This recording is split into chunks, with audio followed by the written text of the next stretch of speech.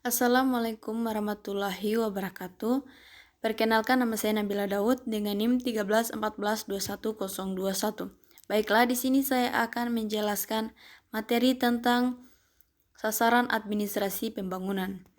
Yang pertama yaitu hakikat sasaran administrasi pembangunan. Sasaran administrasi pembangunan berdasarkan ciri-ciri administrasi pembangunan yaitu sebagai berikut. Lingkungan masyarakat negara berkembang berperan aktif terhadap tujuan pembangunan, baik dalam perumusan kebijaksanaan maupun dalam pelaksanaan yang efektif. Bahkan ikut serta mempengaruhi tujuan pembangunan masyarakat dan menunjang pencapaian tujuan sosial, ekonomi, dan lain-lain yang masih dirumuskan untuk mendorong perubahan atau inovasi.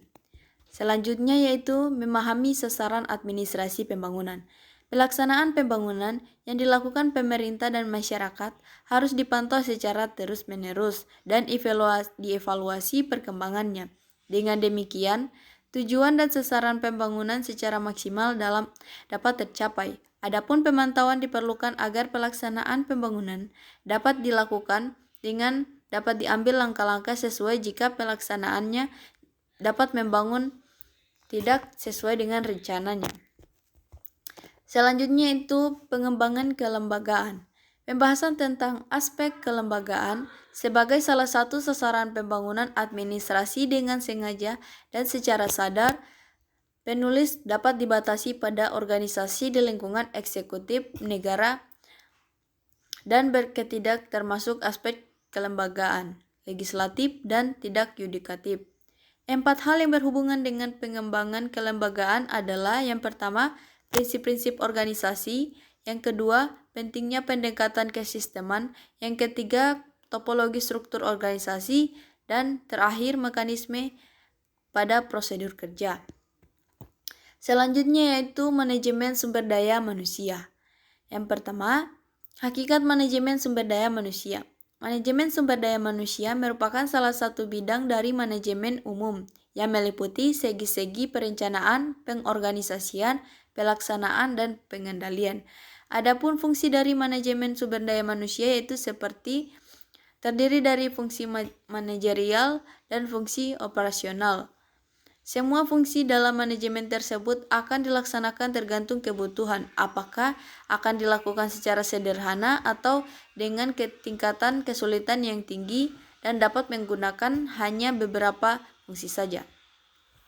Kedua yaitu kerangka dasar pemikiran manajemen sumber daya manusia. Peningkatan penguatan kemampuan organisasi menghadapi berbagai tantangan. Bagi organisasi di lingkungan pemerintah, tantangan tersebut bersifat global dan regional yang berasal dari lingkungan internal, organisasi, fungsional, dan individual. Selanjutnya yaitu pengembangan kemampuan. Pentingnya pendidikan dan pelatihan sebagai instrumen pengembangan kemampuan ialah bahwa perkembangan ilmu pengetahuan yang demikian pesat. Pengetahuan seseorang menjadi ketinggalan zaman dalam waktu yang sangat relatif singkat. Oleh karena itu, diperlukan selalu mutakhir. Di lingkungan birokrasi, pemerintah dikenal berbagai jenis kependidikan dan pelatihan seperti pendidikan dan pelatihan jabatan, pendidikan dan pelatihan penjenjangan yang diperuntukkan bagi negara untuk menduduki jabatan struktural, pendidikan dan pelatihan fungsional yang menyangkut di bidang tugas fungsional suatu instansi tertentu, dan pendidikan pelatihan bersifat teknis. Next yaitu hakikat pengembangan kemampuan. Kemampuan yang harus dimiliki oleh seorang dalam menghadapi pekerjaannya yaitu yang pertama sebagai keterampilan teknis, yaitu kemampuan untuk menggunakan alat-alat, prosedur, dan teknik suatu bidang khusus. Yang kedua keterampilan manusia, yaitu kemampuannya untuk bekerja dengan orang lain, memahami orang lain, memotivasi orang lain, dan sebagai perseorangan maupun sebagai kelompok. Selanjutnya itu keterampilan konseptual, yaitu kemampuan mental untuk mengkoordinasi dan memadukan semua kepentingan serta kegiatan organisasi. Selanjutnya itu keterampilan manajemen. Seluruh kemampuan yang berkaitan dengan perencanaan, pengorganisasian, penyusunan, kepegawaian, dan pengawasan, termasuk di dalamnya kemampuan mengikuti kebijaksanaan dan melaksanakan program dengan anggaran yang terbatas. Kedua yaitu pentingnya pendidikan pelatihan.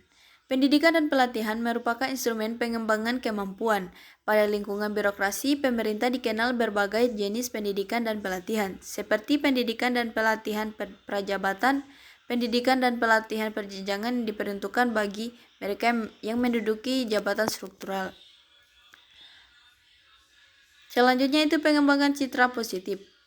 Pengembangan citra positif adalah suatu cara yang abstrak atau intangible dan tidak dapat diukur dalam ukuran nominal tertentu. Selanjutnya itu budaya organisasi. Dalam perkembangan sekarang istilah budaya organisasi disamakan dengan budaya perusahaan.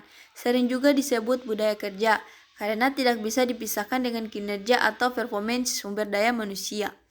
Makin kuat budaya perusahaan, makin kuat pula dorongan untuk berprestasi.